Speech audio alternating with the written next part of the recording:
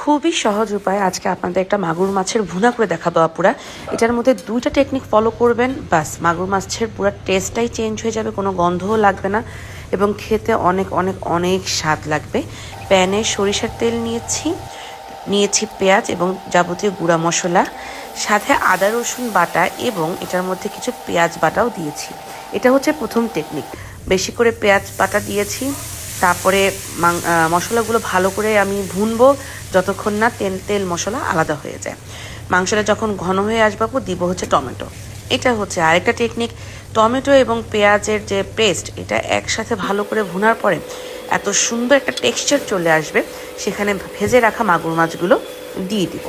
মাগুর মাছটা কিছুক্ষণ এই মশলায় কষাবো। মশলায় কষানো হয়ে গেলে আমরা আমাদের পরিমাণ মতো পানি দিয়ে ঝোল দিয়ে দিব।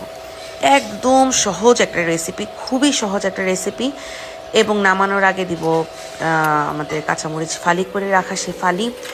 আর একদম লাস্ট যে টেকনিক সেটা হচ্ছে জিরে গুঁড়ো। নামানোর আগে ভালো করে পরিমাণ মতো জিরে গুঁড়ো দিব, ধনিয়া পাতা দিব, ব্যাস সুন্দর করে যতটুকু ঝোল রাখার আমি একটু ভুনা ভুনা করেছি, ঝোলটা ততটুকু পরিমাণে রেখে নামিয়ে ফেলবো। এই মাগুর মাছটা আপনারা একবার খেয়ে দেখবেন, খুব সিম্পলভাবে রান্না করা কিন্তু অত্যন্ত সুস্বাদু। Thank you.